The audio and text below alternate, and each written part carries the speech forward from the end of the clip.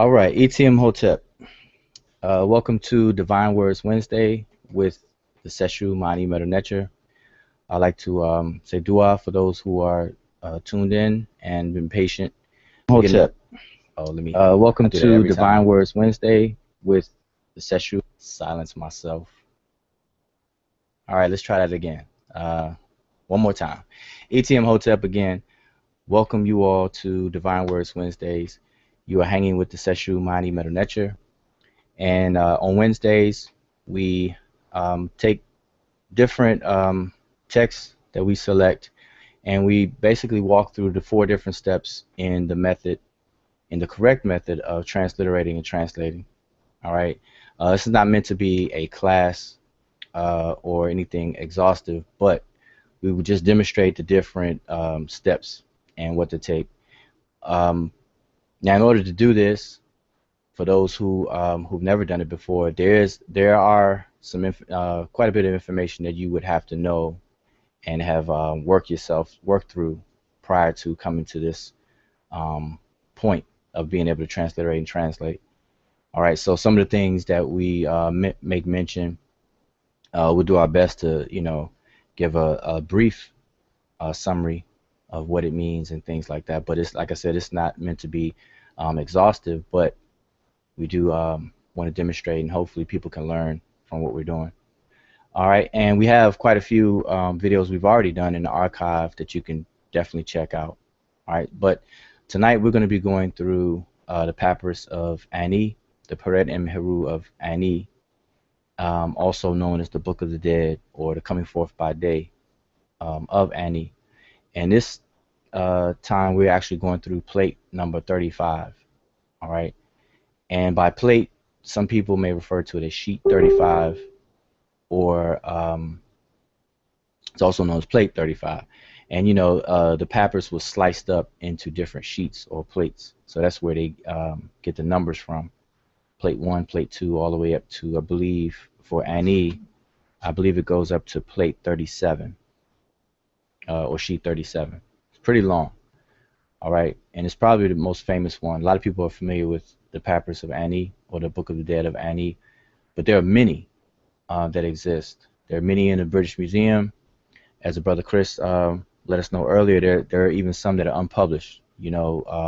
Certain scholars will make reference to them in their works, but then when they cite it in a bibliography, they will cite where it's from, but it will say unpublished.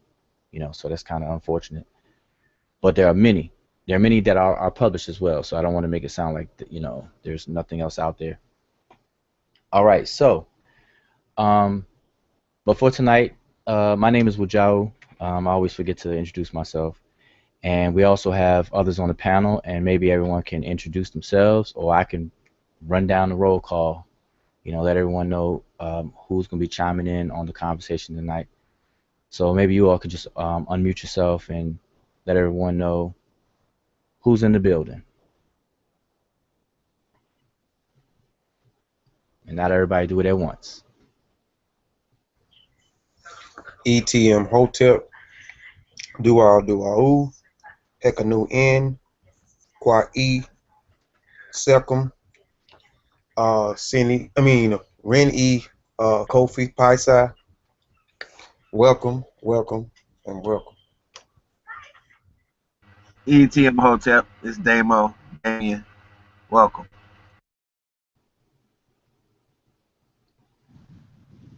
ETM Hotep, it's Brother June. Welcome in peace. Thanks for tuning in. Hotep.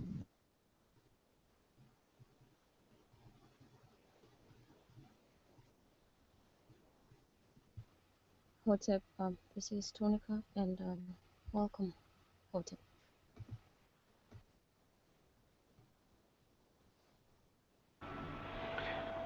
Welcome in peace. This is Brother Chris, the True Scribes.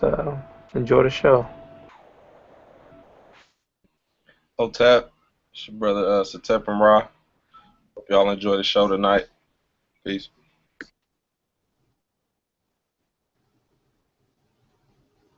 All right, I believe that is everybody. Yep. All right, and Our good brother Atiba is not with us tonight, but shout out to Atiba. And so let's go ahead and get started. So let me share my screen. We can't leave out Saint Antoine. Yeah, he in the And mother. thank Oh yeah, yeah. definitely. Shout out to son Antoine. Brother Antoine has made a trip to Kemet. He and the brother Benjamin, and others. You know, they went. Elder Mku is out there as well, and they've uploaded some beautiful pictures. You know, so far, and I'm sure they're taking a whole lot more. But that's a really good thing. I know Brother Antoine has been excited for a while, leading on up to the trip. So now he's there. So I know he's definitely like a kid with, kid on Christmas right now. So and he's been uploading some really good pictures, some real good clear pictures with text. And as I said in the class yesterday, that you can tell the difference in the pictures of people who study the language versus people who just enjoy Kemet. They just like Egypt or like Kemet and things. You can tell the difference because people who go on the tour, go to Kemet, they who don't study the language, they'll take a lot of pictures and it'll be nice pictures, clear pictures and everything, but what they're taking a picture of will be different. They'll take pictures of a lot of the Netcheru, the statues, even anything on the walls and things. They'll focus more so on the images, the figures in the scenes or the different scenes. But those who study the language, I've noticed that they also focus on capturing this inscription, and that's really excellent, and that's what our brother Antoine has been, that's what they've been doing. Same thing with the brother Benjamin. So that's good because we know that you can't divorce the imagery or the scenes from the inscriptions that surround them. They complement one another, and they are like husband and wife. You can't divorce them. All right. And a lot of people make the mistake of just looking at the images and then speculating, guessing, and trying to figure out what's going on. What are they doing in the picture? When the inscriptions are right there, they'll tell you what's going on and why you're looking at what you're looking at. All right, so yeah, so can't forget brother Antoine. So shout out to Antoine, who's over there in Africa as we speak. I'm not sure of the time. I guess uh, it's like early in the morning there, so they probably sleep now.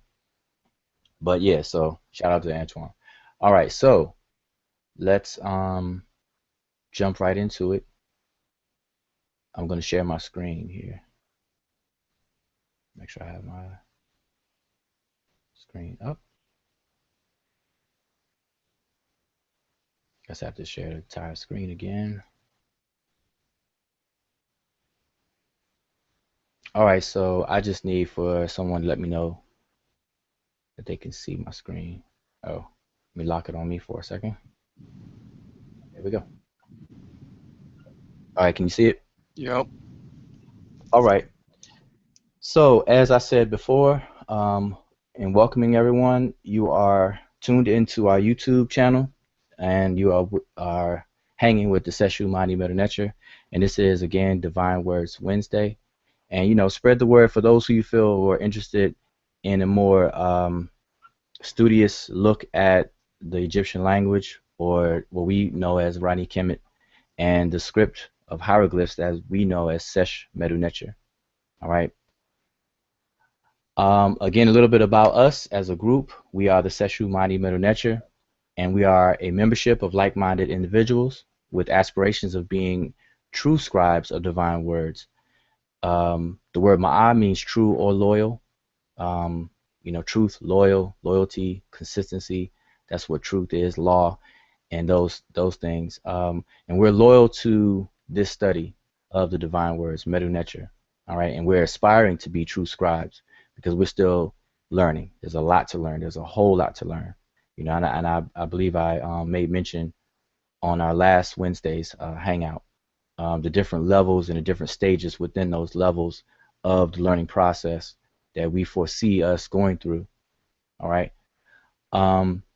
So we're a group and we embrace the importance of learning the languages of Kemet as a means to enter the world of Ancient Kemet and have a meeting of the minds of the ancient Remich who are responsible for the illustrious civilization that so many people romanticize and commercialize. All right. Not only that, but Ancient Kemet has contributed so much to the world, whether people realize it or not. You know, a lot of the contributions from Kemet are being utilized. You know, it's being utilized by people who may not, it may not be in their best interest to let you know that they're actually utilizing information, traditions, technology, arts, and sciences from Kemet. You know, but that's our job to put all the pieces together and figure that out. All right, and that's just what we do. So our purpose for the Divine Words Wednesdays is to emphasize the correct method of demonstrating examples of how Sesh Medew Netcher is translated. So in doing so, we also address three things. One, the fact that Sesh Medew Netcher or hieroglyphs, the script itself has been deciphered. All right. So hopefully by us doing it, and we're not the only ones. So hopefully, you know, us and other people who are doing it will completely eliminate the small amount of people who believe that the Sesh Medew Netcher hasn't been deciphered. All right. And two, we demonstrate the methods for doing so. And then three, by us doing it, we show that with time, discipline, and patience, that anyone can do it. All right, because we're not special. You know, we're just like everybody else. You know, so just take some time, as it says, discipline and patience. All right. So here are the 4 steps. Step 1 is to determine the direction in which the signs are to be read.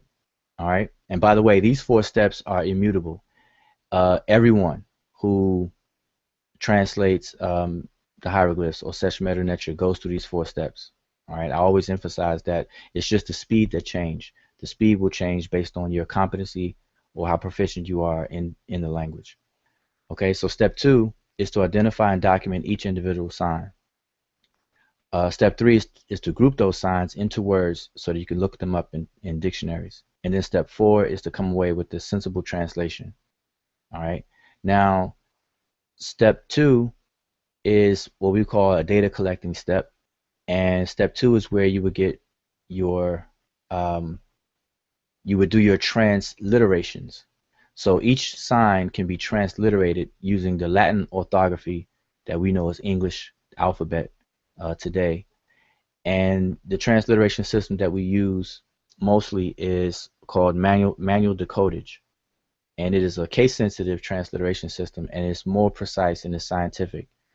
Therefore, 2 or more people doing transliterations, they will walk away with the same transliteration. All right, but when it comes to step 4 in translating is when you're bringing the meaning over from a source language into a target language, and that's when you can come up with differences. So 2 or more people's translations may be slightly different, because some people may choose to word things a little differently to be in harmony with the target grammar. You know, in our case, it would be English. So the example I always use is the word Hemet, which would be wife. It could be translated as wife of king. It could be translated as royal wife, or it could be translated as simply queen. Okay, so, but we're basically saying the same thing, but it may be translated in those different ways. All right, so, all right, with that said, this is plate 35 of the Papyrus of Ani. This is actually half of the plate. The other half is not. We're not going to deal with the other half. It's broken up into A and B, 35A and 35B. B would be the other half that would on here would be on the right hand side. Okay. So we're dealing with the left hand side of this particular plate, and I say that if anyone wants to follow along and has a picture of the full plate. All right. Now, by the way, these plates, especially the Papyrus of Ani, you can get a very good quality picture of the plates from the British Museum, from the British Museum's website. You know, all you have to do is log on to their website, and somewhere on the site you can contact them and put in a request. for a facsimile, a picture of the Papyrus of Ani, and all they would ask you to do, and it's free, they would ask you what are you using it for or something like that, because you're not supposed to use it for commercial reasons, or if you do, there's a different thing you have to fill out. So if you're just an independent researcher, or for your own records, whatever the case is, then you can get a nice quality, big size, quality size of the different plates. All right, so just wanted to let you all know that. All right, so this is the section that we're dealing with. All right, and we notice that we have 1, 2, 3, 7 cows here on the right hand side, and we have what appears to be a bull at the bottom. And then we have a figure here, and I'm just saying figure for now because we'll probably figure out who it is by going through the inscription. And we have a figure here, all right, and we'll probably figure that out. So we have two figures, lily plants here, and we see him holding a wasp scepter, hands up in a certain position, and here we see either some type of offerings on a mat in front of the cows. All right, and all of these are solar, have solar horns. All right, horns with a solar disc in the middle. Okay, so, and here's a close-up picture. Now this is the same picture, except the inscription is blown up really big. All right, so that everybody can see it, and the columns are numbered, and okay, yeah, so we can just jump straight into it. Now hopefully everyone can see this, and if you can't, I really don't know what to tell you because this is really big. Okay, all right, so like I said, step 1 is to determine the direction in which to read the signs. So anybody on the panel, if you want to unmute yourself and explain step 1, look at the picture and just give us the solution to step 1. Which direction should we read these signs in? You will read them from right to left, vertical.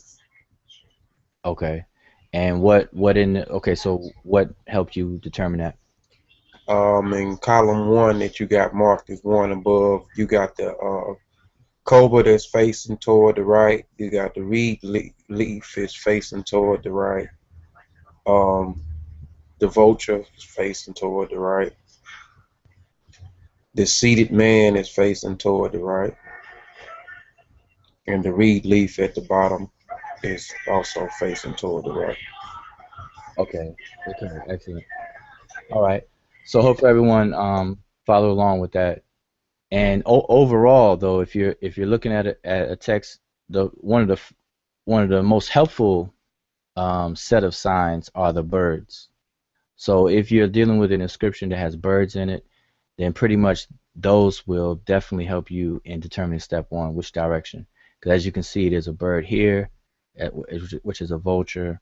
You see a bird here, right here in the middle. You see a bird right here. You see a bird here. And hopefully you all can see my cursor.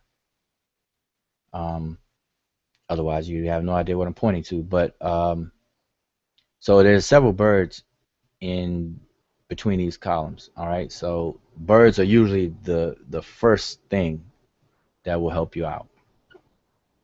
Okay, so now let's see, how can we? Okay, well, let's just go on to the step 2. So that's step 1. All right. Step 2. Now, step 2, you would step 2 is a data collecting step, and you would have to identify each and every sign.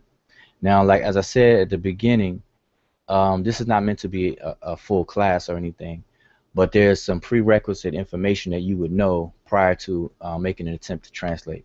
Okay, and one thing that you should know or have memorized is what we call monoliterals or uniliterals, that some people may refer to it as.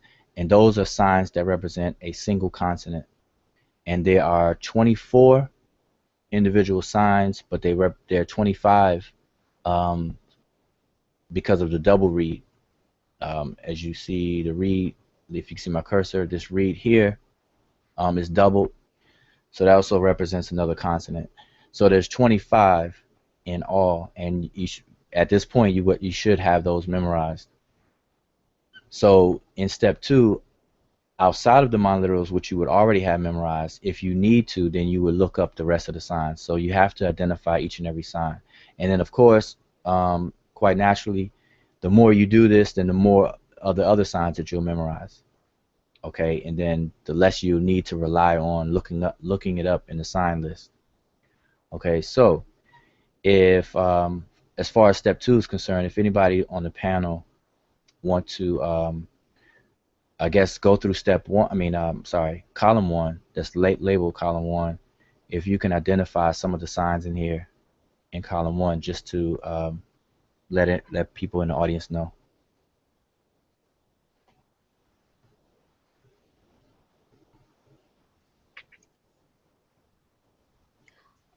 Just before we do that, I don't know. I was just wondering if we should, if it was mentioned. I don't know if I missed it, that we were dealing with a retrograde. I know we talked about the signs, where the signs are facing and all that. Yeah, I was gonna come back to that. Okay, all right. Yeah, I was gonna go through identifying the signs, and then because see in the normal flow of things, you wouldn't know it's retro yet. Because the first thing you do is you identify the direction, and then we identify, individual signs, and you wouldn't know it's retro yet. Gotcha. Yep. So you kind of let the cat out the bag. No, but that's okay. Yeah, we're gonna get that, and I think anybody who's watching or watching the archive, they're probably wondering what we're talking about now, but we'll get right to that. But okay, so for column 1 though, can anyone identify any of the signs? I guess I'll do it. The cobra, um, the walking stick, which is a formula for the Sesh Medew, the reed leaf, the water ripple, the portable seat, the eye, the vulture, um, the 3 dots. I forgot, is that A I think, or Z something? I can't remember. The reed leaves, double reed leaves, the seated man, the platform, the or symbol, the coil chick. Can't make out those other 2, and the sun disc at the bottom. Okay. All right. And then, for those who are watching, this particular form of writing is what Egyptologists will call cursive hieroglyphs. All right. And we prefer to call it simplified Sesh Medew Netcher, because in our understanding of what cursive is, the average person's understanding of cursive writing is writing that's kind of joined together. Like when we write in English and we write cursive versus print, we think of cursive being very flowy, and the characters are joined together. So this doesn't look cursive, and so we rather describe it for exactly what it is, and it is actually nothing more than Sesh Medew Netcher, which are the formal hieroglyphs, but it's in a simplified form. All right, and it's simplified simply because it's written on papyri and it's done in ink. Okay, so therefore you can't see the fine details that you would in a carving, in something that's carved in stone that you see on the walls and things like that. So we refer to this as a simplified Sesh Medew Netcher. All right, and because of it, you may not see the fine details. So, and I bring this up because of this water ripple here. Now, this looks to the naked eye, this looks like a straight line that's going across here. But now the more you do this, the more you'll become accustomed to how these more simplified forms will look. And that goes for even the other scripts that were used in Kemet, such as Sesh Medew Netcher, which people refer to as hieratic, and then you have Sesh Medew, which people refer to as demotic. It just simply takes time to get used to visually knowing what these different characters are or glyphs are, or signs. Okay, so here it's a water ripple, even though it doesn't have the up and down movement like the formal sign would look. But we know this because just being familiar with, as Brother Kofi said, the Sesh Medew formula. And that's these first four signs here: the cobra, the walking stick, the reed leaf, and this water ripple. Those first four signs are in the formula. What will be referred to as the Sesh Medew formula. All right, and just one quick second. Okay, I had to make sure everything is still good. Okay, so okay, so yeah, dua for that, Brother Kofi. And it was something down here. Okay, here, this is the spindle here, and this will be the frontal face here at the very bottom. And this is the basket with the handle. And then, as Kofi said, you have the sun disk with the dot in it and the single stroke. Okay, so those are the only ones that were left. So that's the first full column. And what you would do to look up the signs is that you would look them up in a sign list. All right, and there's a sign list that was created by Gardner that we all use. And it's basically just simply a reference. A certain code was given to every sign, and the signs were grouped together based on a common theme. So, for example, all of the birds are in one category, and that category is given the letter G. All of the signs that deal with vegetation are given the letter M, and all the signs that deal with human body parts are given the letter D, and so on and so on. So so each glyph has a letter code and then a number, and then the number is a sequential number within the category. So for example, the birds is category G, and the first bird in the category is the vulture, so that would be G1. And then a quail chick, such as right here in the column listed number 4, this quail chick would be in the same category, but it would be number 43. So we would say G43. All right, and so on and so on. Okay, so that's just as a reference so that we can identify the signs. It has nothing to do with its meaning or anything. It's just as a reference number. All right. So you would use a sign list, and there's a sign list on the website mdw-nTr.com. There's a sign list in the back of the introduction to a beginner's introduction to Medew Netcher, the book, and then there's a sign list in many other books that's out there. All right, so there's no shortage of sign lists. All right, now you would use that for step 2. Okay, so now moving over to step 3. Step 3 is to group the signs into words to be searched in dictionaries. Okay, so from step 2, you're identifying each individual sign, and that would be the equivalent of somebody trying to learn English.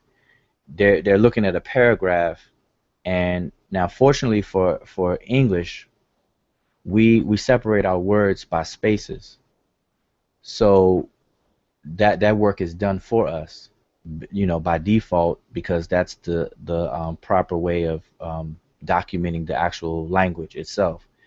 But in Sesh Medew Netcher, there is no such thing as spaces. There's no such thing as commas and other punctuations. There's no such thing as that. So therefore, we have to, once we identify each individual sign, we then have to group them together ourselves. And the main tool that helps us do that is what we would refer to as determinatives or classifiers. And determinatives are signs that are usually found at the end of words. They're not transliterated and they're not pronounced. Okay, they're there to help determine, hence the name determinative. They help determine the meaning of the word. Okay, but they more so function as classifiers into classes of different categories of words. Okay, so both they may you may see them being called determinatives or classifiers. All right, so and not all words have determinatives, and that's where your familiarity with the language will come into play as you put more and more time or work into practicing. All right, so that will help you perform step 3. So does anybody on the panel have anything in column 1, maybe just column 1, grouped together in terms of step 3, grouping the signs together to form the words? Or if you have a dictionary. Now, for members, for step 2, I mentioned that you need the sign list to help you out. Okay, you have to look up each individual sign in the sign list. And the sign list will contain the actual picture of the sign that you're looking at. It will have a description of the sign. It will have the Gardner number, and it will also have the how it functions, the possible ways that it functions. And matter of fact, let me show you. This is what step 2 would produce. Okay, I should have showed it earlier. Okay, so step 2, you will have the Gardner code, the sign, which would be the cobra, a description, and then how it can function. And it can function in one of 3 ways in a particular word. So either as a logogram or as a phonogram. Meaning logogram, meaning it can represent an entire word, or it can be used just for its consonantal representation, the sound. All right. So, and this is how it looks for all of column 1 that you saw there. Okay, so for step 3, you would then group these signs into words, as I was saying. So, does anybody on the panel have any of them grouped together? Can call off some of the words, maybe in column 1. Yeah, well, you guys already talked about the formula at the beginning of the column, Sesh Medew Netcher. How many glyphs would that be made of? The first 4 glyphs, Okay. the cobra, which is I-10, the walking stick, S43, then the reed leaf, M17, and then the water ripple, N35. Okay. That's probably yep. All right. Yeah, I can share my screen. Oh, you okay? Yeah. Let me See. switch it over to you.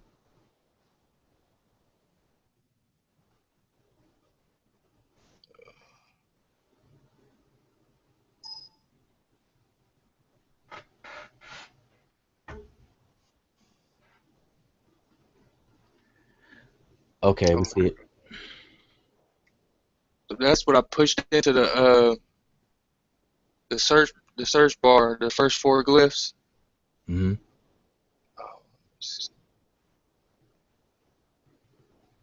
It brought me right to page 820 in the 2015 Vikings Dictionary. We see the exact same glyphs right here. Sesh Medew N, resuscitation. Up here, word spoken, resuscitation.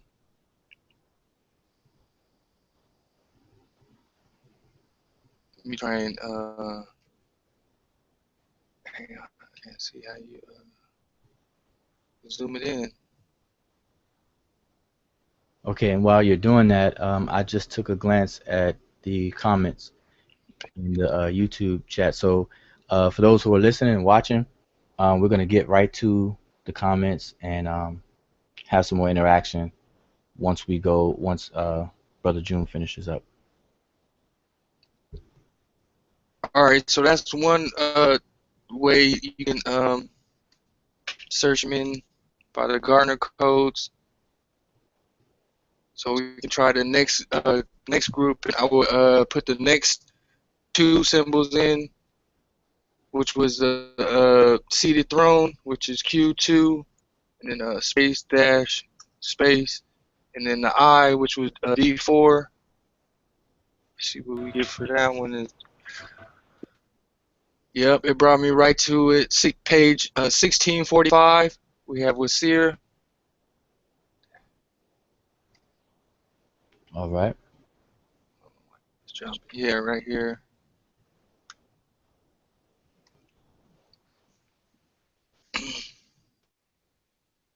For the next, let me see, the next grouping,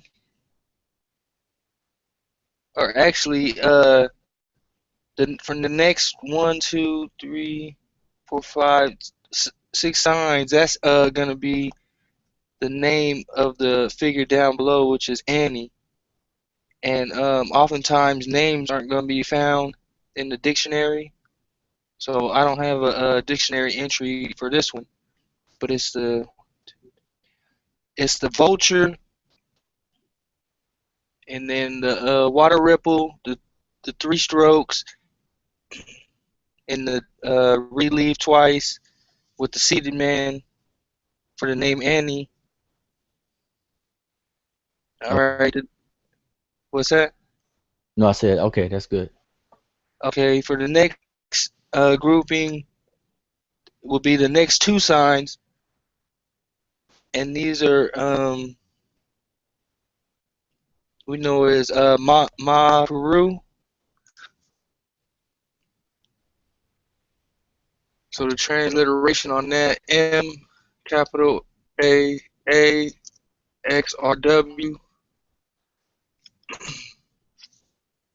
So that's another way you can use this Vigus dictionary with transliterations. So what is this? I'm in the wrong. Okay, I'm looking for the platform.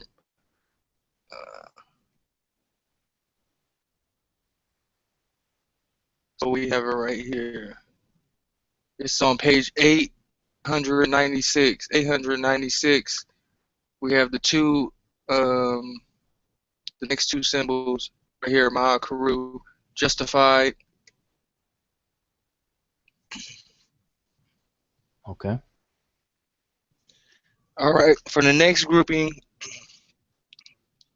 2, 3, 4, it would be the next 4 symbols. We have the reed leaf, which is M17. What do you call that? The spindle. Hmm. For in Vigus, it's going to be J27. We have the head, front facing head, which is D2, and the single stroke underneath that, which is Z1. All right. So I'm gonna try and look it up by transliteration, which is IN capital D capital HR. Yep, and it brought me right to page 1096. Okay. Pushed in IN capital D capital H. Put a space after the capital D and then capital HR. Brought me right here to L2. Okay, and under that we have what is the monoliteral B31. So hopefully we're familiar with that. Let me try and, since it's assigned by itself, it's going to be a lot of instances, but we know we're looking for V31, and also we're working with the grammar. You get to know that sign could be a what's that, pronoun. Hmm. So yeah, it's probably way down here. We have 1,500 instances with V31, over 1,500. Yeah, it's gonna find it wherever it is in any of those words, so you're gonna get a lot. Yep. All right. Let me see. I'm gonna just go to the page. Oh man, I can't even see my search thing. Okay, so let me see where I'm at. V31. Okay, I see. Dang, I can't even go up. I see other signs, so I'm looking for just the V31 by itself. I'll just keep moving my page up until, let's see, 30. It's on page 2277. We'll have it right here, suffix pronoun v31 for you or your. All right, the last grouping in this column, we have n35, which is the circle, the dot, and then the single stroke. Mm-hmm. So I'm gonna go back to entering in the Gardner codes. We have n30, n5 space dash space z1. Let's see.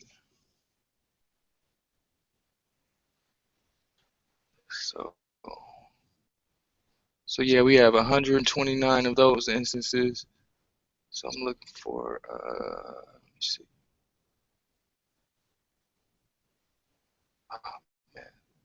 It's gonna be on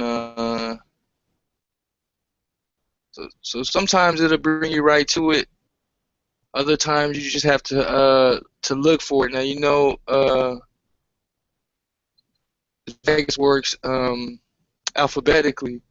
So if my first symbol is an N, I need to match it up where I'm looking at. So right now I'm in the P's are the first symbols, and basically 12. So right here we have an instance with raw N5. Also we have it down here with the single stroke, as we see in the column, with the seated deity for Ra.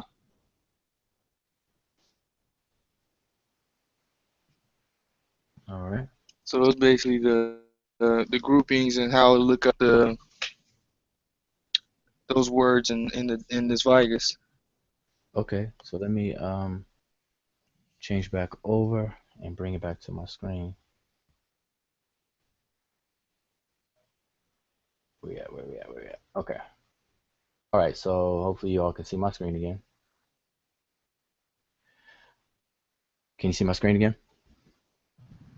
Yep. Okay.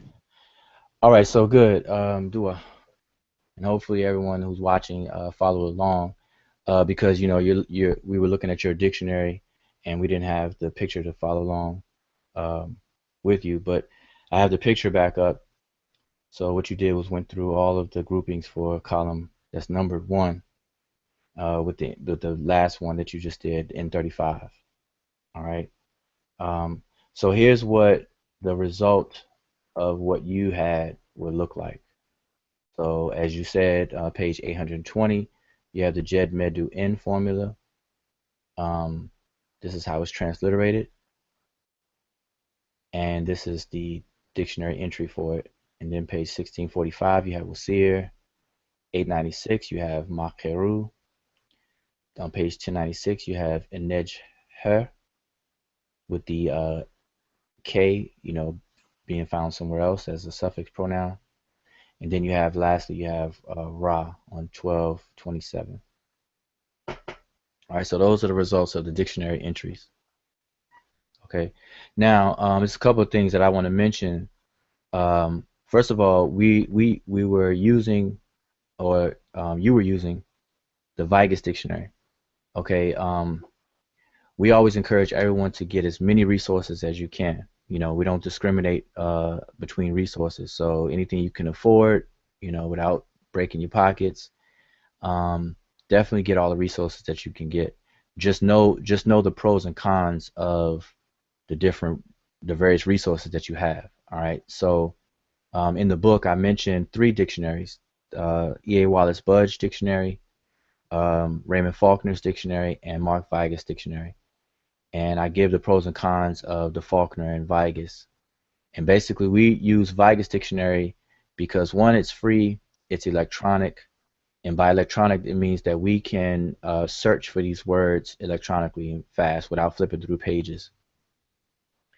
And it's digital, I mean it's in typeset. And the arrangement, the order that the dictionary is in, is based on Gardner code. Okay, so as the brother June was saying, you know, if you look up N35 and then you have a lot of search results, because it's in the order of Gardner codes, you know where you are in relation to the other signs by going up or down within the dictionary. All right. And what is the other advantage of that? Now, in contrast with Faulkner, Faulkner's dictionary is handwritten, so that means that you have to get used to the handwriting of the author, which is Faulkner, and it's not digital where you can search through it, you know, very quickly. You have to flip through the pages, whether you have a PDF format or not. What else?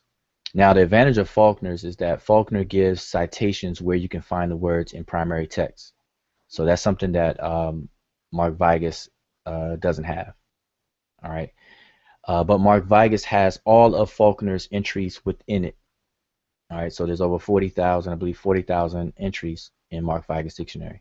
Okay. So overall, with the pros and cons, Mark Vigus is pretty much the preferred one, especially when you're doing when you're on a computer and you want to do some research and look up the things in a dictionary.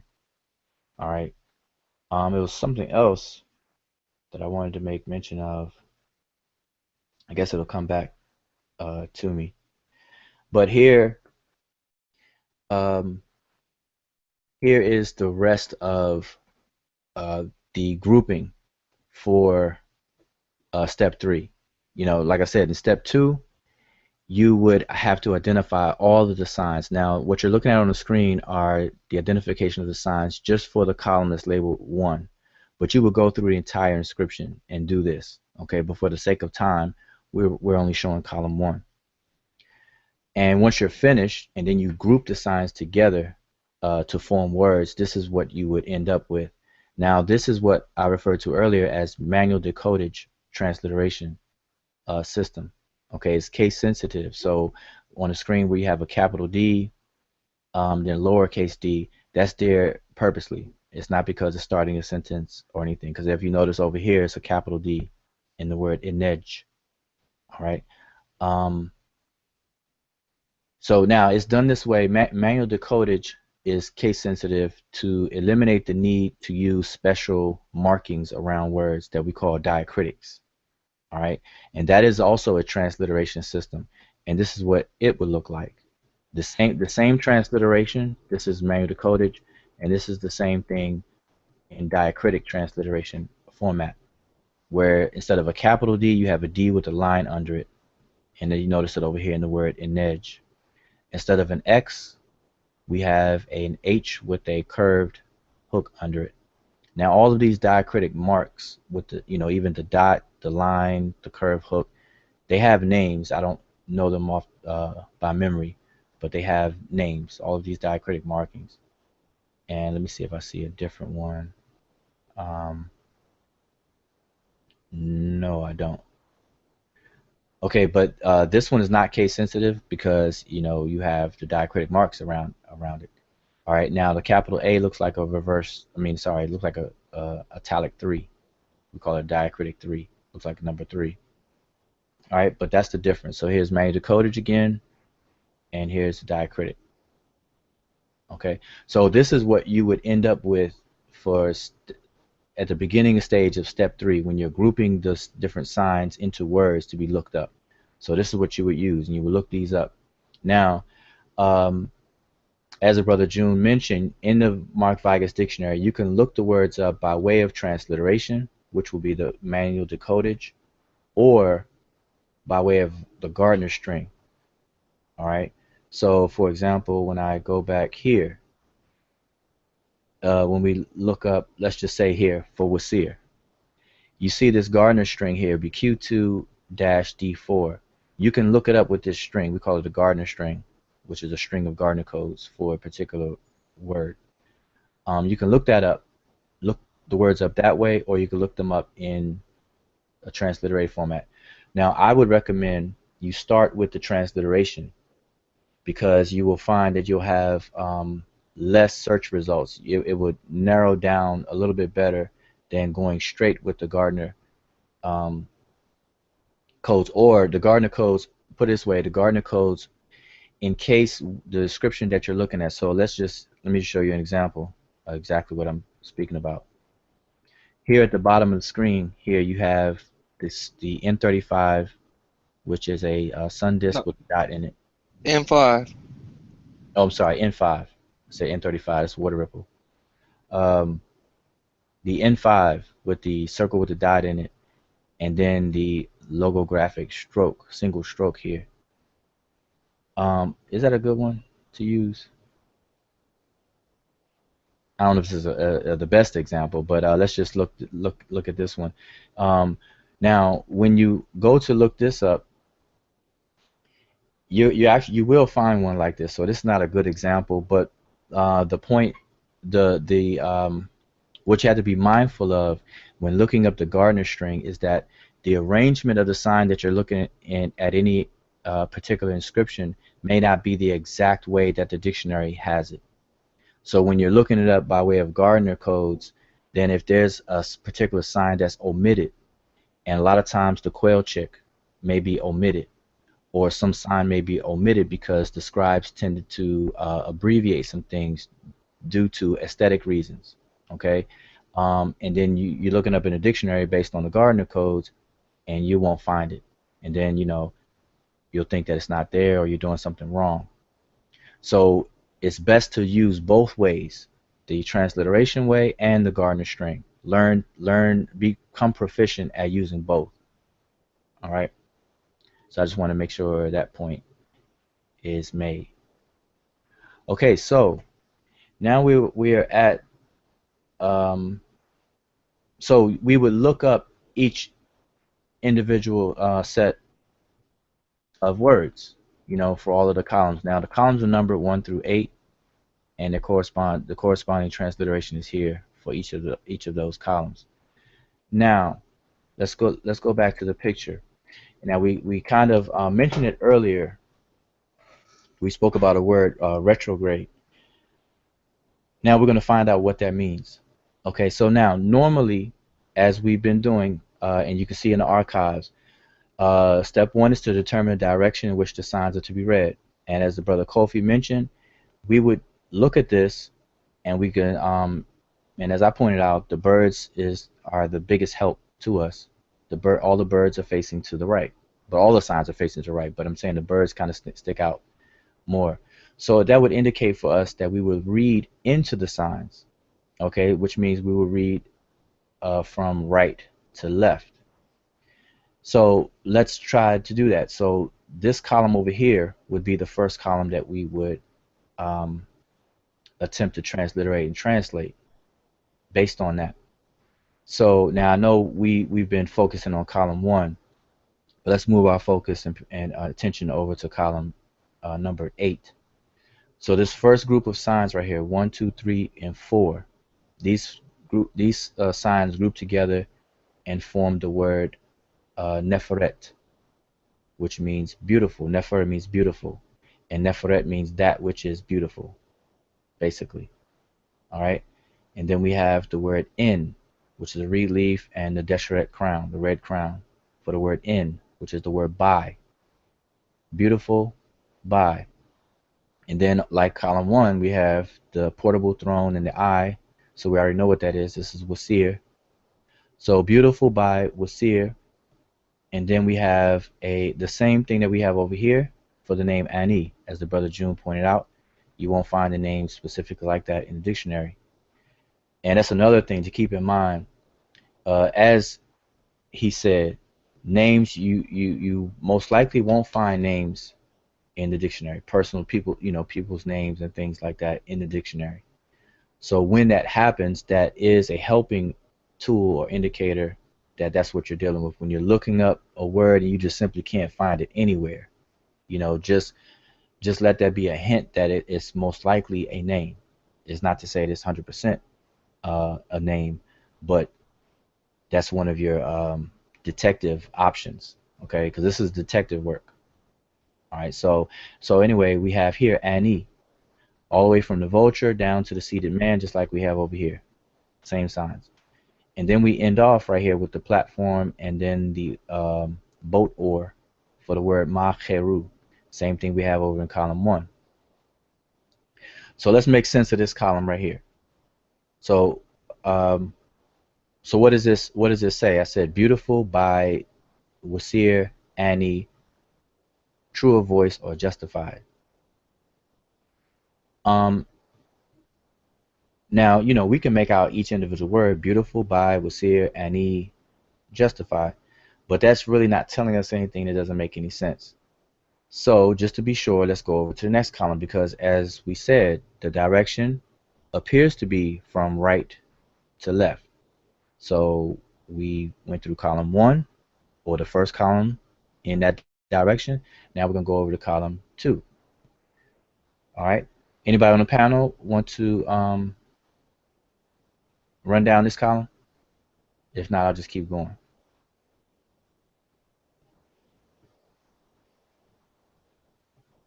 Okay, so let's just keep going. Matter of fact, I have it here in column. It's numbered 7. So we have m10, nahi, hna.jet, f, amentet. People pronounce amentet or amentet, or column 7. So m10 means among you all, and then in respects to nahi, which is eternity, and then hena together with jet, which is everlasting. And then we have Hnqt, which is a word for it could be ancestor, transfigured one, shining one, etc. Then F, which is his, and then we have M, which is within or in, and then Amentet, which is the west. So if you go back to what I just said, so among them or with them in relations to eternity together with everlasting, his shining one, in the west. Now, if you read those in this order, it doesn't make sense. Beautiful by wsir, Ani, justified, among you all in relation to eternity together with everlastingness, his shining one in the west. Now that could possibly kind of make sense, but it's really not making sense. So then you would go on. Now I'm not, for the sake of time, I'm not going to go on and on. Somebody want to say something? Yeah, I was going to say that you also have a clue though that is telling you that it might be retrograde. We're dealing with the grammar. We know that the adjectives come after the nouns. So we have at the end of column 7, amentet, and then we have an adjective in the beginning of column 8. Mm-hmm. So it might be give you a clue right there. Yeah, exactly. Excellent. Right. But in the process of doing detective work, normally we would go in this direction. So in going through column 1, because the way your mind will work is like you're going to try to make it make sense. So you're going to say, okay, beautiful by Ani, justified. Beautiful by the wsir, Ani, justified. Among them or among you all in relation to or to eternity and or together with everlasting, his shining one, or in the west. And then you can go on and you'll find that it's not quite making sense. So when that happens, what that should alert you to do is to start over in what's called retrograde. Now we haven't gone over this before, so this is why we're pretty much emphasizing it now. There is, a script, or the way that the script is written, which is called retrograde. And it kind of we kind of let it out of the bag earlier, and the numbers here kind of gives it away. I see the brother Sean had asked in the chat part of YouTube, why are the numbers listed in this in increment, going from 1 to 8 in this direction instead of the other way around. And that's because this inscription is what's called retrograde. And what retrograde is that normally when you are reading the signs, you would read into them. So they're facing to the right, therefore we would read into them, so we would go from right to left. And that still holds true, because let's just take column 8, for example. Within this column, let's just say if this was the only column that we had, just ignore all the other columns, then that would be true. We would still read from right to left. So this Nefer symbol or triliteral here, and then the complements of the F and the R, or the viper and the mouth, and they're all still read from right to left, even coming down, right to left, and so on, and even over here, right to left. So each individual column, you're still reading it properly. Now, the reason why this is retrograde, this is columnar retrograde, which means the actual columns are written in a reverse order.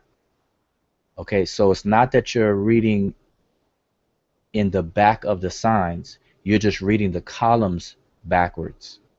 Okay, and that's what's referred to as retrograde inscription. Now, the reason why this happens, and it doesn't happen all the time, so it's not something that you always have to look out for. And then, in fact, there's certain text that this takes place in that you'll just become accustomed to knowing, and then you'll know to look out for it. All right, but one of the reasons why the scribes did this way is because, especially in the ii.n.i, the best example to show why would be in another plate, and I believe is plate 1. Let me just be sure. Don't want to tell you wrong. No, it's not plate 1. It's actually just for reference points. Are you talking about in Annie? Yeah, it would be I guess plate 5. Maybe not. Oh, okay. Plate 5 and plate 6.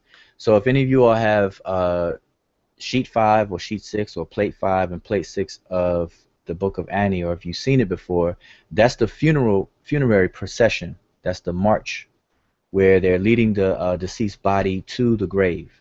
Okay, and that's also retrograde, and the reason for that is because of the movement, the direction that the scene is moving in.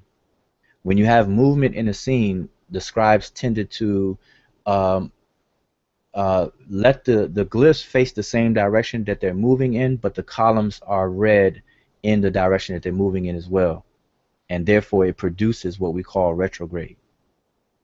All right, so if you go back to this picture here, if you were to look at these these different sheets, a lot of things that are going on in the ii.n.i and in other texts, such as maybe what is in the Duat or the Book of Gates, you may find retrograde because there are certain movements and certain direction that the text wants to direct you in. Okay, so these are passageways that people are walking through, going through, or sailing their boats through, and things like that.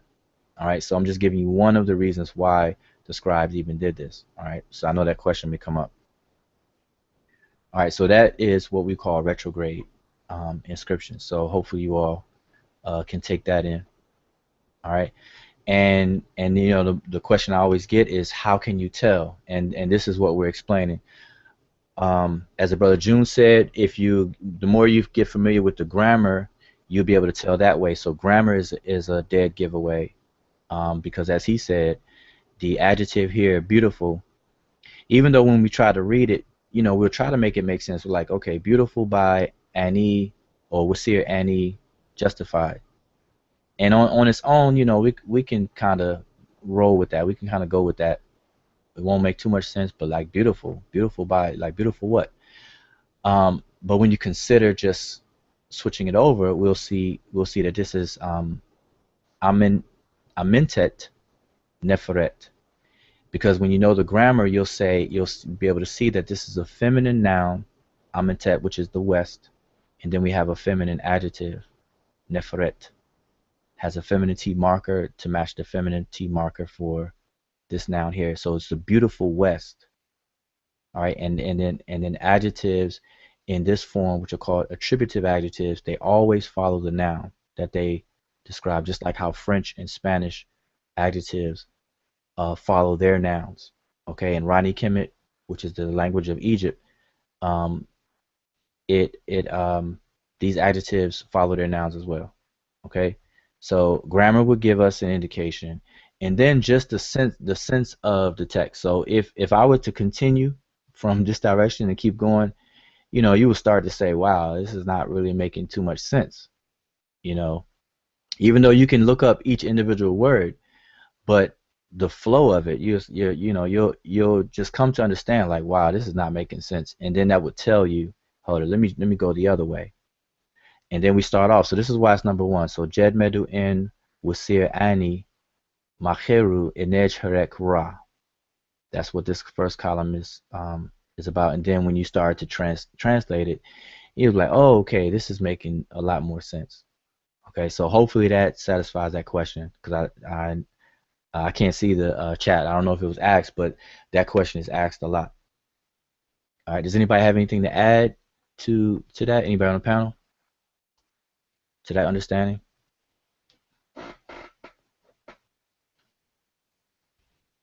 Nope. All right. So let me go. Oh, I heard somebody unmute themselves. No, I think you pretty much covered everything. The differences with the retrograde, but I don't know, because if you also the beginning of column 1, a lot of times we see that formula starting off sentences or paragraphs, so that might be another clue that this is in fact retrograde, because you usually won't see that Sesh Medew just thrown in the middle of the sentence. A lot of times it's the beginning of the sentence. Mm-hmm. Right. That's right. And also, just as what we don't see here on this particular example, but in the different papyri, you'll see red and black ink. And the red ink is usually the beginning of what they call a rubric. And it would start off a section. Like it would be like the opening sentence of a section. So a lot of times, let's just say that even though our first initial plan would be to read this from right to left, but let's just say this was in red. That would be it would be a third clue. So the three clues that we just mentioned would be: one, grammar, your familiarity with grammar; two would be just the sensibility of the text; and then three would be if you do see red versus black ink. The red ink would indicate the beginning of a passage. All right, so just to let you all know, and in the Papyrus of Ani, you do see red in quite a few places, just not on the example we're showing now. All right, so hopefully that's clear. And it's maybe some other indicators as well, but those are the main three. All right, so again, this is called retrograde. Retrograde text. All right, and the Papyrus of Ani has both. It has regular, and then we have retrograde. It goes back to regular, different places. All right, so wanted to say that. All right, so now, so this is what we would end up with for all the columns. This is all of the transliteration for all of the columns. So now you see why we have it numbered from 1 through 8, and then the diacritic the same. And before we give a translation of the entire script, for the sake of time, we're not going to look up every single column. So we have the full translation here. But before I do that, does anybody have anything to add? Any comments? Or how about from the chat itself? Because I can't see. Let me take my screen off so I can see.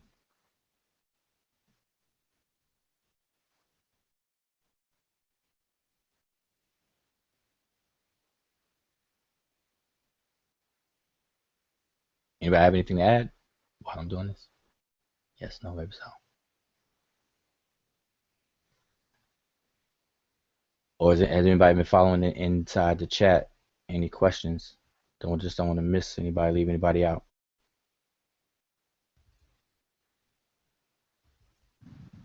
I didn't see anything on my side, but I'm just trying to load the chat right now. Okay. All right, we'll just go keep it moving and we'll go right into the translation. So I wanted to see if anybody in the chat attempted to transliterate or translate so far first before we give it away. No, chosen lifestyle had did the first column. He did a good job, except for missing a couple things. Okay, can you read that? Can you read that? For the first line, he had Sesh Medew N wsir Ani mAa-xrw inej-ra. Oh, okay. All right. Yeah, that's good. Missed out just the her-k. Yep. All right.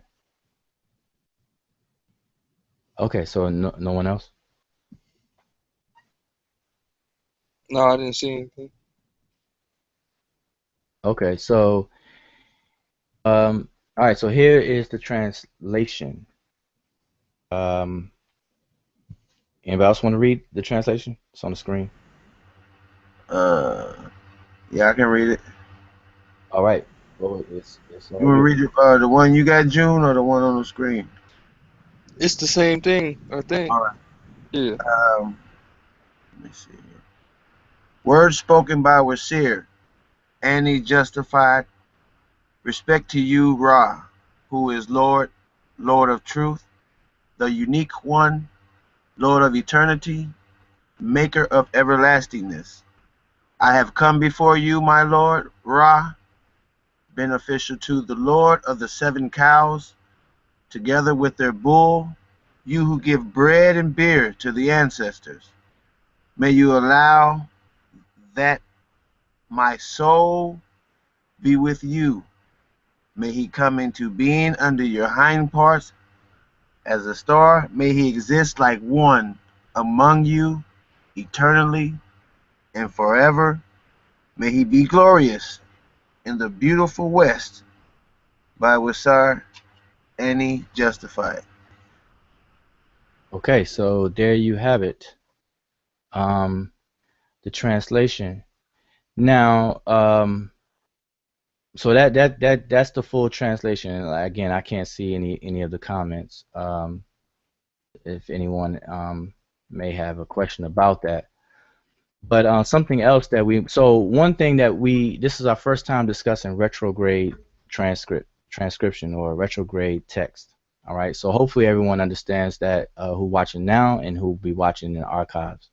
All right, so simply put, retrograde transcription is when you're reading in reverse order, but although you're reading in reverse order, you're still reading into the signs. So like I said, if you were to look at these columns one by one and ignore all the rest of them, you would be reading them normally. Okay, you would be reading them from right to left because within the column itself, you're still reading into the signs. It's just that the column arrangement is in reverse. Okay, so this is referred to as retrograde. All right, and I gave the one of the reasons why this occurs. All right, so this is our first time discussing that, and hopefully that's understood. And another thing that we want to emphasize is the importance of learning the language full stop, going beyond English translations and learning the language so that you can dive into and dissect and actually see why the translations are what they are, okay?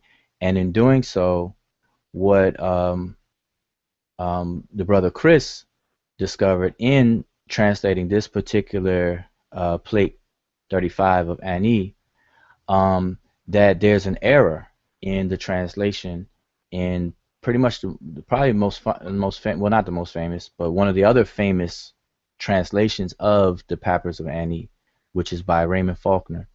A lot of people have E.A. Wallace Budge version of the Book of the Dead of Ani. You know, he has, you know, many different versions out there floating around in the public domain now. But Raymond Faulkner has one that is good that a lot of people use, and it has beautiful big pictures in it, you know, if you have that. But what was discovered is that his translation is completely off. It's a mismatch for what the actual plate is saying. Okay, so we're going to show a little bit of that. So for example, here's a translation as Brother Damo read, okay, and I'm not going to read it again. But now on the next slide, this is straight out of Faulkner's book for the same for the same plate. This is what he has. This is what they refer to as spell 148 or chapter 148. Okay, and he has the spell for making provision for a spirit in the God's domain. So he starts off with hail to you, you who shine in your disk, a living soul who goes up from the horizon. I know you and I know your name. Okay, so let's just stop there. Let's just deal with that. Okay, so remember it begins with hail to you, you who shine in your disk, a living soul who goes up from the horizon. So within that first sentence, we have hail to you, which will be the phrase inD-Hr.k, which means hail to you or respect given to you. And then you who shine in your disk. Now the disk is the word aten, like the word aten, aten, the sun disk itself. And then the word for living would be the word Hnq. So we would expect the word Hnq to be in there somewhere. And then it says goes up from the horizon. The word horizon is Hnqt. Okay, so we would expect the phrase inD-Hr.k in there. We would expect the word aten to be in there. We would expect the word Hnq, and we would expect the word Hnqt to be in there. But as you can see, by looking directly at the primary papyrus itself, we don't have any of that. Now we do have inD-Hr.k in here, but it's not in the form or in the order in which Faulkner has it, with, you know, inclusive of the other words that I mentioned. So we don't see Hnq. There's no Hnq. There's no word Hnq in here at all. Let me make sure. Right. There's no Hnq in this in any of these columns at all. There's no word for Hnqt in any of these columns at all. None. Okay. So and then let's keep going. And then it says I know you. Let me see. Let me go back. It goes on to say I know you and I know your name. All right. The word for know is the word rek. R is translated as RX. Rek. I know you, which means rek-e. I know you.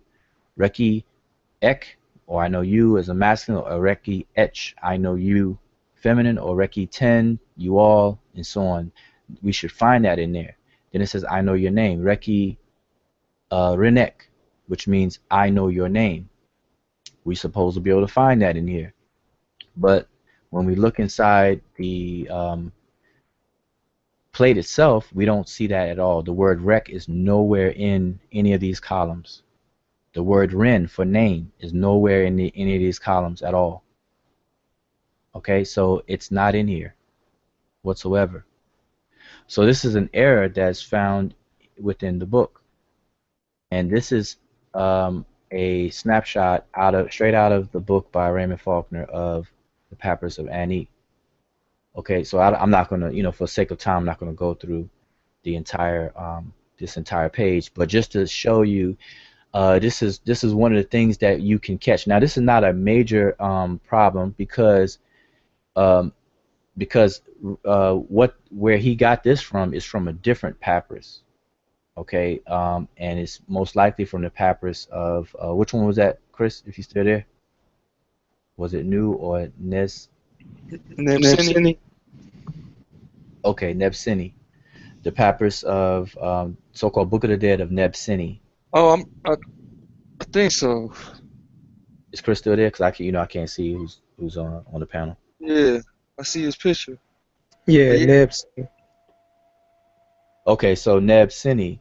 So most likely, it was a mistake of swapping this part from Nebseni with that of Ani. Okay, so it's not a major thing, but now it calls into question how many other places has this occurred. You know what I'm saying? So it's always best to be able to read the script, hmm read it for ourselves because we don't know. hmm That's Can't why pro- it's important to learn the language. We get these books. We can't rely on their translations. We have to read it for ourselves and see what it really says, and really let the ancestors speak. hmm So this is one of the perks or the benefits or the advantages of learning how to read Sesh Medew Netcher. Therefore, we don't have to rely on the translations and we can read it. And then when we do look at the translations, we can actually fact check it or check against it. All right. So this is a direct address to some of the questions that we get which is, do we rely on Egyptology or Egyptological interpretations and dictionaries, because we mentioned Raymond Faulkner, we mentioned E.A. Wallace Budge, we mentioned Mark Vigas, and there's a lot we didn't mention. We mentioned, we could mention the Ehrman and Grabhall, which is the German dictionary, the Waterbach dictionary, which is a very, very extensive dictionary. I recommend people get it. It's written in German, but it's very, very, it's useful in terms of resources of the words. And actually, that dictionary took, I believe, 25 years to make. So it's full. It's probably the most complete dictionary that we have of the language. But the question always comes up: do we rely on those? Do we, or not even a question? Some people won't even ask. They will just make the assumption and say, "Hey, you all are relying on early Egyptologists, translations or interpretations, and so on and so forth." And we always say, no, we don't have to. Now, in 2016, even prior to now, but as of right now, we don't have to rely on the dictionaries written by the early Egyptologists or the current ones. We don't have to do that anymore. Thankfully so, to the African School of Egyptology that comes out of Hnqt's basically kind of trailblazing the more rigorous study of Kemet. He and Dr. Theophilo Benga from 1974 to the present, even prior to that, but 1974 is what will be the year of the UNESCO conference or UNESCO symposium. From that point forward, there's a lot more rigor that's applied to the study of ancient Kemet, all right, and it's done by African scholars who have a different paradigm by which to look at ancient Kemet. Africans realize that Kemet, or know that Kemet is an African civilization, and that Africans in Africa are still living traditions to this very day that they can find inside of Kemet, from the traditions, the practices, the rituals, to the very language. They realize, as Hnqt did in his comparison with Wolof and the ancient Egyptian language, Irani Kemet, he found what's called cognates, many, many cognates. And a cognate is a pair of words, two or more words that have a common parent, or a common ancestor. So, and in doing so, he realized that, okay, at one point in time, these two languages were one, and therefore, if the language, the logic is that if the language was at one time a common language that became sibling languages, then therefore the culture or the cultural nuances or that which bred the sibling cultures or whatever were also at one point one. There's a convergence there. All right, and therefore you can trace things out and connect the dots. So a lot of this work, and I'm being very brief about this, but a lot of this work is being done and has been done since 1974 until now.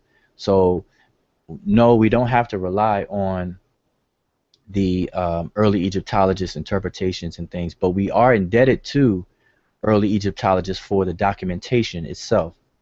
And by that I mean um, whether we call them grave robbers, whether we call them, you know, whatever name, they have documented a lot of material, meaning that they drew all of you know, they would sit there, go on these excavations and sit there in front of a temple wall and redraw all of the glyphs prior to tourism and the damage that's been done, because archaeology is a destructive science.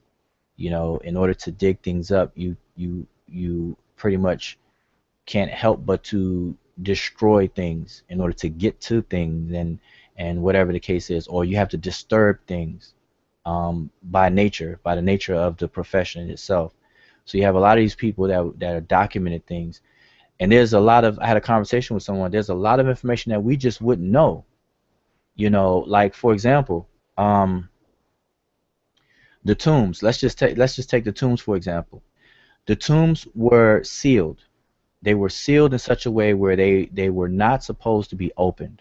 All right, I'm talking about the actual burial chambers themselves, because you do have different tombs that certain parts of the tomb was made to be occupied, you know, to be occupied and worked by different priests and things.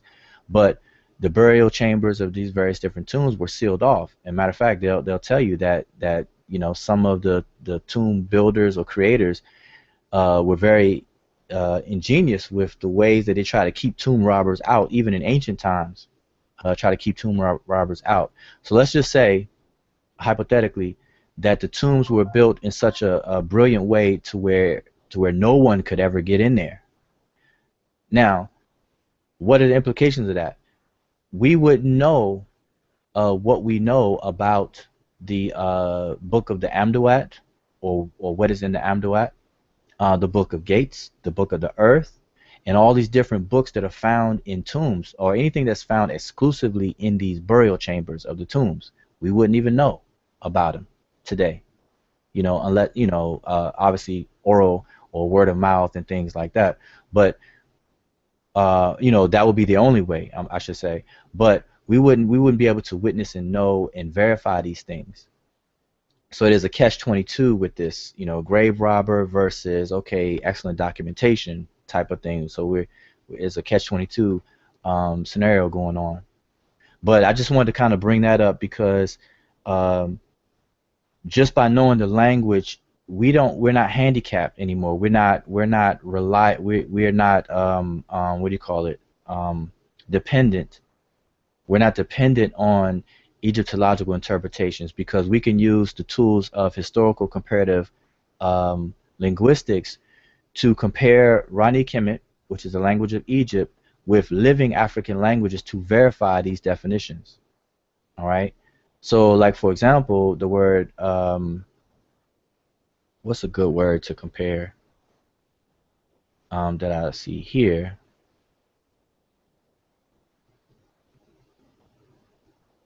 None of these words kind of jump out at me, but we can compare, you know, these individual words with living related African languages and languages that are related to the ancient Egyptian language, and we can confirm or deny, you know, or refute or support what the dictionaries have.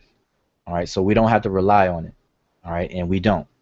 So this is just an example. So we want to demonstrate tonight that by us knowing how to read Sesh Medew Netcher, that we're able to spot these errors. So I want to give a shout out to the brother Chris for pointing that out, and this is why Yeah, we chose play 35. he just sent the picture where what Faulkner has probably came from. because I can see all the phrases that you were mentioning. Reki, Renek. Uh, I'm basically looking at the translation he has right now, and it's going with this picture that he just sent. Okay, and it's probably from Nebsini, right? Yeah, yeah, So if anybody want to share that, I'll just put the focus on your screen. yeah. It's on my screen. You Okay, can see it. I'll change the focus in 1 second. But let me just close this out. So, I hope everyone follow along with that, and I believe I covered all of the slides. Last slide. I do want to remind everyone who's watching now and watching the archive that we do have a website, mdw-nTr.com, mdw-nTr.com, and on the website you have different articles of translations of different things. And some translation work from the Seshew Medew Netcher, and information about us as a group, why we chose the name, where the name came from, and some of the projects that we are working on. And then also, there's lessons. Like I said, this is not designed to be a class per se, but classes are available. And actually, I just started a class 2 weeks ago. Yesterday was our first. Well, I always start off with an orientation. Everybody introduce each other. It's like a meet and greet orientation. But yesterday was our actual first class. So we went over chapter 1. And periodically I start classes. I start new class groups, and I have class groups going on simultaneously. Depends on what day. So I have a group going on that meets every Tuesday. So all the Tuesdays, and I'll be forming new groups as people become interested and show interest. All right, and I always just require three or more people to start a group. All right, that's usually how I've been doing it. And the classes are complement to the book, A Beginner's Introduction to Medew Netcher, and also the flashcards that you see on the screen are for the monoliterals to help memorize the monoliterals. You can make your own, or you can get the flashcards from me, all right, or from the website, I should say. All right, so with that said, I'll stop sharing my screen, and then we can I'll pull your screen up.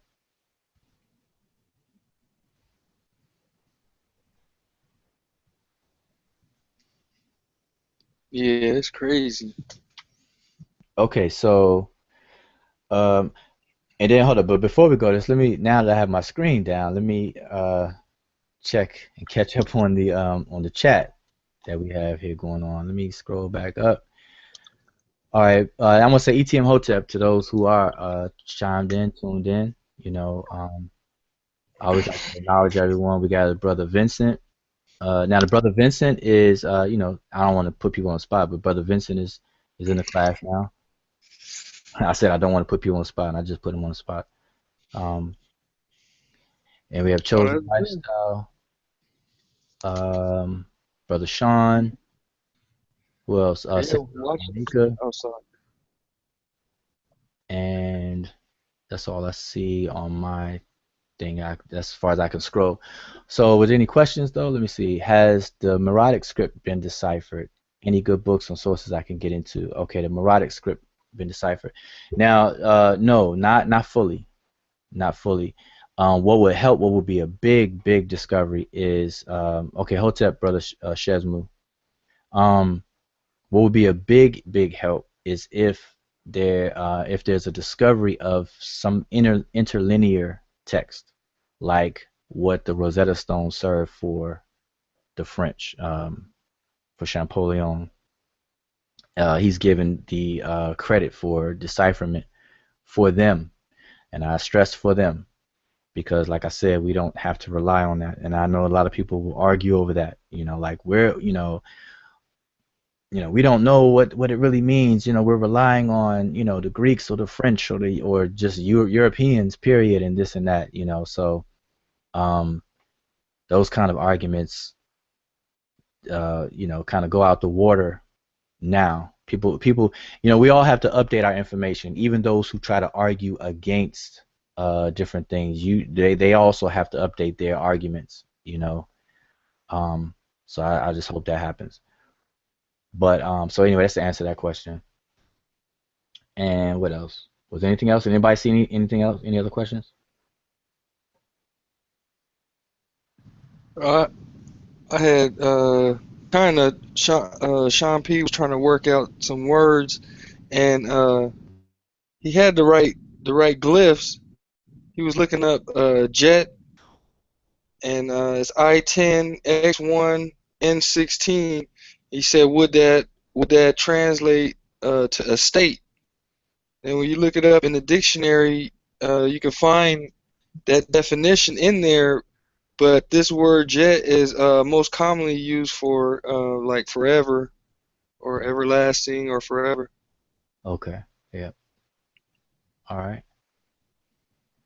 All right. So all right. So now back to your screen. I think your screen still is on. The focus is on your screen. So Yeah, I can't believe this. I thought he was freestyling, but when I see this plate now, you can tell where he must have got it from. okay. And all right. So on your screen, we can see. I can't see your cursor, but maybe if you could Yeah. follow along with what we could see now. Then so Well. this too is in retrograde. Mhm. All right. And so it's facing to the right, which means we'll read it from right to left, but that's within the column itself. But we're retrograde, like I explained before. It's the columns are in reverse order themselves. Okay, so and we see in the first column on the left where your cursor is, we see the word inej, and then we have inD-Hr.k right there, which is saying homage to you or hail to you, um, you know, and then what is next there? We have P. pet, uh, I believe it's PS. Mhm. And then maybe the R or something. Now that may be a hand. Look like a hand. Pesed. Mhm. Okay, so we have Pesed, and then we have Atin, or no, M, because that's the determinative Yeah. for that particular word, Pesed, with the Yeah, it's determinative, probably shine right here. right? The word for Probably. shine, and Uh-huh. then M, which would be the owl.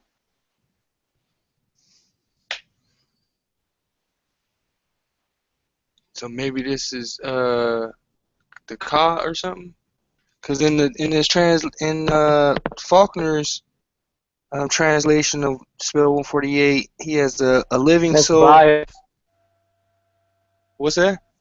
that's by F. Yeah, that's what I figured. That's Ba. F.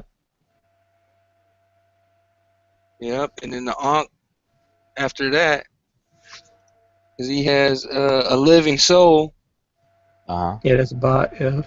Unk per Mhm. M Aket Au wsir Sesh Neb Mhm. Kind of rough right there, but I would say Reku, Reki, Ren Ek, then Rek, L. Ren N. June, could you follow with your cursor so people cause so people will can keep up? Uh, that'd be kind of hard to read for some people. Um, So hold up. So all right, so let's just for the sake of the archive and those watching now. So if you start back up at column 2. So mAat, and then you had U. So right there you got U, and then wsir, and then you can go from there. um, Sesh Neb Hmm.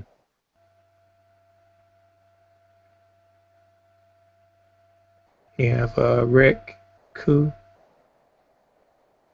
Hmm. It was probably be Makir, it's like an abbreviated form of Makiru right after his name. So he's Yeah. justified, and then we have Rick. Uh-huh. We have rec and then two, rec two. We have the Oh bread yeah, loaf yeah, right in front of see. the quail chick. That real small bread loaf in front of the quail chick. So rec two, which will be um, knows you, and then top of column. And You can go ahead for column three. probably Reki, Renek. Which is knows your name, which is what we read from Faulkner's book, and then so now you keep going. Then Rek, Ran, In. hmm Which is uh, know the names of, and then the word there is you have that same sign that we saw in the Papyrus of Ani, which is the word for cow, um, and it's plural. So the names of the cows, and that's exactly what Faulkner had. Yep. And then we got the 7 right here. Yep. One, That two, you three, did too. seven, Sepet. 7 cows. Henna, Ka.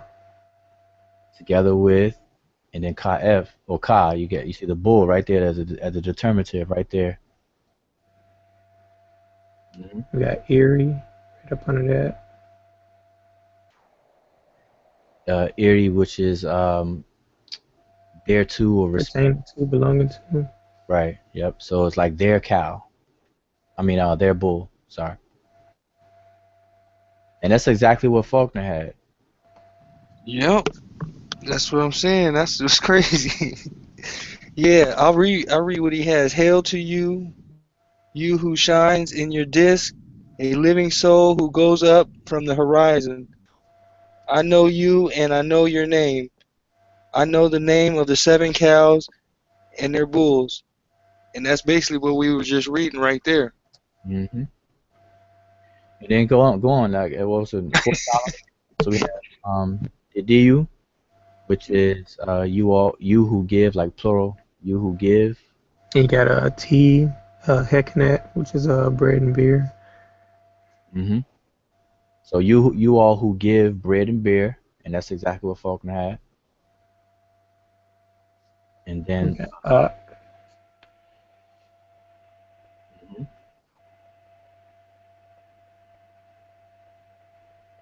looks like Ba'u. uh-huh.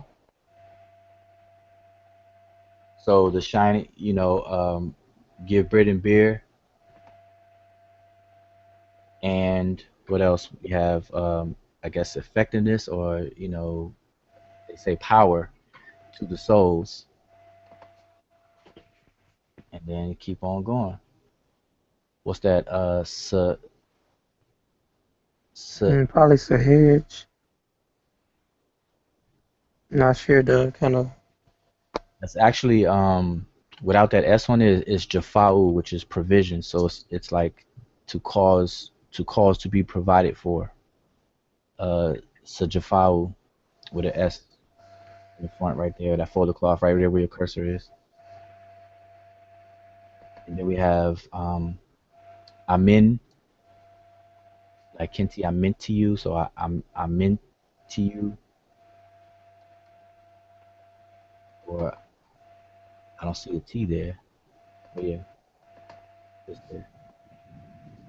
It might be this one, this right above the bird right here. Is that the bird? Yeah.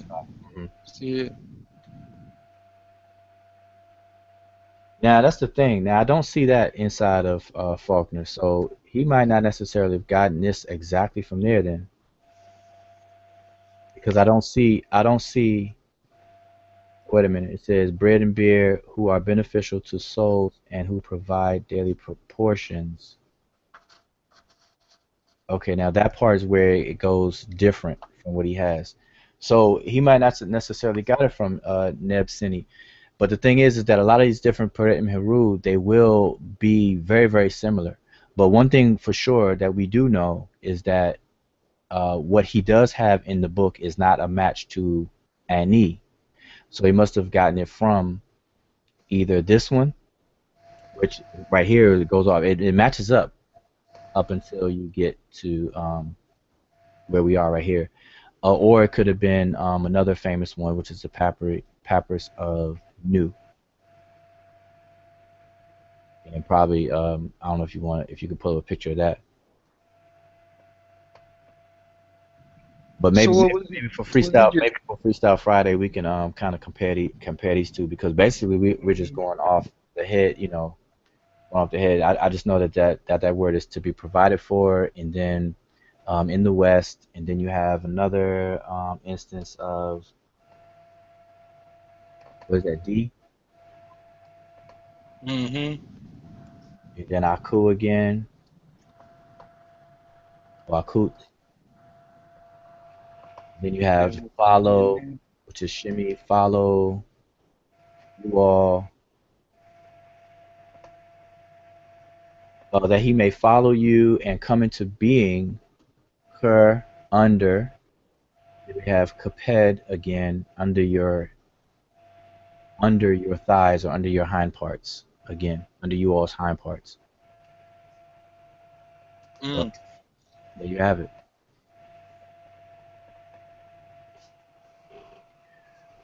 yeah, it was deep to find the mistake or the discrepancy, and then to find where um to find the glyphs that match up with what he has for translation. That's just deep. Yeah, I see that. Lisa asks, I wonder how similar beer was to how it is today. Yeah, they had what's that? Uh, Bud Light Lime. In the commercials where lady grabs the beer out the refrigerator and she gets snatched up into the other side of the world. Yeah, yeah, that. Well, I think it was real important to them, because in every Hotep Din suit we find that in the formula in the passage. And also, a lot of books that I have, I see glyphs and pictures of them making wine and beer and stuff like that. So um, I think it was real important. Yeah, but yeah, I was joking, but it wasn't the same exact, kind of beer, obviously, that we have today. Ours is like Yeah. slow brewed. They do all kinds of. Mhm. You said chosen lifestyle in your class, or who's in your class? No, but brother Sean is in the class now, and brother Vincent and Monica is in the class now. So shout out to you, you all. I put y'all on the spot. uh, yeah, and everything we're moving right along in the class. But again, so I just wanted to make sure we covered those things, and that's just good. So we get the chance to witness the advantage of reading the text from the Sesh Medew Netcher itself, than relying on the translations. And like I said, this is not a real big thing. It's not a conspiracy that Raymond Faulkner, intentionally switched out the translations. Probably just a oversight. Definitely an oversight, because um, especially when you're translating a lot of things, you may get things a little mixed up. Because I know Raymond Faulkner is the author of quite a few works. He's the one that did the dictionary a lot of people use, Middle Egyptian dictionary, and he's done a lot of articles inside of journals and things like that. So mistakes happen, but for us to be able to pick up on the mistake, that's the emphasis that we're making tonight, and we're only able Mhm. to do that is by reading the Sesh Medew Netcher. All right. Mhm. So people can't say that we're relying on European definitions or dictionaries, because as you see here, we're finding their little mistakes or whatever, and reading it for ourselves. Yep. So with that said, are there any comments from the panel, um, or any questions from YouTube? Yeah, I think we need to make Chris already did the monoliterals, but I think we need to make noun and biliterals and triliterals for the cursive meta network. Because I mean, a lot of those signs um, I can recognize, and the only reason why I can recognize a lot of those signs is at one point we was or we had started doing those papyruses. Hold on, one second, Kofi. You sound like broken up, but I don't know if that's just me or is everybody else hearing clearly? Because you sound like you were breaking up to me. But that might. I could hear her. What about now? Can you hear me better? Okay, yeah. I guess you continue. It may have just been me. Oh no, I was just saying that Chris already did the monolithos. I was thinking about us doing the uh biliterals and the triliterals for the cursive Sesh Medew Netcher now. A lot of the signs I can make out, and I mean I can make out some of the signs I can't make out, but a lot of them I made out because prior to we started dealing with the papyrus, doing this, we had kind of started doing this like on a Saturday or something, recognizing some of the symbols. And I know it's kind of hard for people that when they look at the cursive and then they look at the Sesh Medew Netcher pictograms, it's kind of different. Like with the Sesh Medew Netcher, it's easy for them to distinguish. But since we've been on the cursive for a while, I think we need to make the monoliterals and the triliterals for it. So everybody, especially with us, when we trying to deal with them. A lot of those signs, like I said, some of us can recognize, and some of those signs that I'll just be honest, I can't make out. I mean, I just can't make out. You know. And then I don't. I know we all don't have the time when we can just keep going on what we doing is, hey, what is this? What sign is this? So we can finish it. So I think if we had not just for the group, but for everybody else, just for everybody else, even those that's in the class that may finish class and may want to start tackling the cursive meta netcher in the future, they'll have the monoliterals, the biliterals, and the triliterals where they can go and say, okay, well, I don't know what this sign, well, let me go to the cursive and look inside there and find a sign, and then, I can go ahead and finish with my translation and transliteration. Yeah, that's a good thing, and that would help out everyone across the board. Also, what would help is to actually reproduce the signs as we're doing. The project that we're working on, to actually reproduce the signs in the formal glyphs. That way, you can actually look at the plate and then look at the formal signs and then compare it right there. That's more instantaneous. But to have a list of the biliterals and the triliterals, because that's a lot of signs. Yeah, that would take some time, but that can be done. It would just take a lot of time because you have to crop each individual sign from one of the clear papyri, and then put it side by side next to a more formal sign. But if we simply just transcribe the simplified Sesh Medew Netcher right beside the formal Sesh Medew Netcher, then that'll help. That'll serve the same purpose. So, like for example, in the plate we just did, if we had a transcription in the formal Sesh Medew Netcher, then all the signs will be identified that way as well. So be the Oh same. yeah, oh yeah. Excuse me. I said cursive. I mean, 'cause I done heard it a couple of times tonight. But yeah, simplified Session Medew Netcher, not cursive. Simplified. Oh yeah. We want to, yeah, call it for what it is. Just like astrophysicists, I remember Neil deGrasse Tyson making the point that physicists, they tend to name things for what they are. Like a black hole is a hole that's black. you know, planet it means to wander. Things are wandering around in the sky, or whatever the case is, But anyway, yeah, we want to name it for what it is. I think we get back into properly naming things that will help solve a lot of problems. Not all problems, but it'll solve a lot of problems. Accurately naming things. We're dealing with a lot of misnomers on a lot of different things. A lot. Not just dealing with the language, but a lot. But anyway, so anybody else have any comments? Last comments? We usually, hold on, how many slots we have? 1, 2, 3, 4, 5, 6. That means we have 4 opening slots. So usually last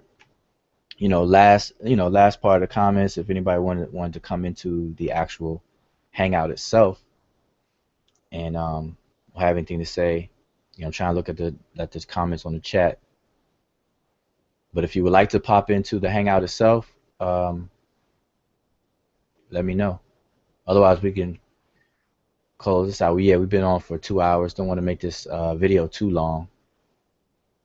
Try to keep it around 2 hours. So with that said, dua for tuning in live, for those who have tuned in live, and those who will be watching the archives. And you've been hanging with the Seshew mdw-nTr Netcher. You can learn more about us on the website mdw-nTr.com. Under the menu item, Sesh Medew Netcher, find out what the name means, why we chose the name, who we are, and keep up with some of the projects that we're working on. We'll try, and we will not try, but we will keep it updated on some of the things we're working on. And tonight we went over plate 35, one half of the plate or sheet 35 of the Papyrus of Ani. And now the book, let me see if I can, I just want to show which book this is that we were talking about, that this mistake is in.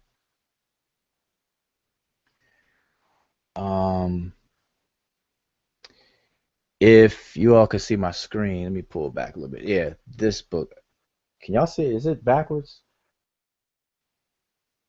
The words No, are not backwards. right. It's right. Okay, but this is Raymond Faulkner's version of the Book of the Dead. All right, so this is the book that we were speaking about that has for plate 35. Now, we can go through each plate, and it's no telling that it may be similar mistakes that's made as well. But plate 35 in here is a mismatch. All right, so this is a particular book. This is the 3rd edition. This is the revised 3rd edition, but it's the same thing in the 2nd edition and even the 1st edition. This is from 2015.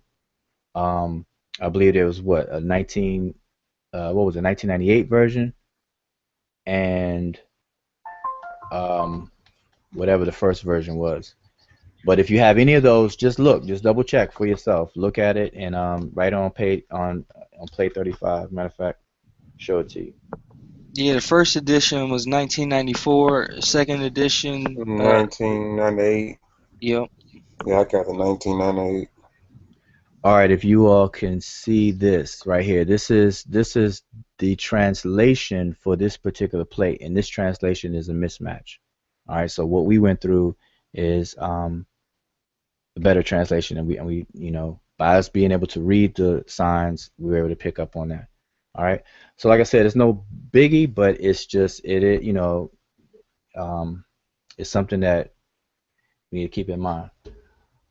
All right, so with that being said, I will say Gorenefir, which is good night, and Shemem Hotep. Shemem Hotep is to depart with peace. Hopefully everyone will have a nice restful night and a good day tomorrow. I know this is a hump day night, or I should say hump night, going into Thursday, going into that home stretch for Friday and into the weekend. So tune in to us or our channel on Freestyle Fridays. I don't know what we're gonna be freestyling on just yet, but we also take what do you call it, requests, or you can submit a picture that you would like for us to talk about, discuss, translate, or whatever the case is. Join our Facebook group, Seshew mdw-nTr Netcher, and in there you can post up the pictures. All right, Brother June has started a topic post asking for pictures, so you could post them on that post, and we'll see them, and we'll get to it. All right. So with that, I'll say Shalom Hotep.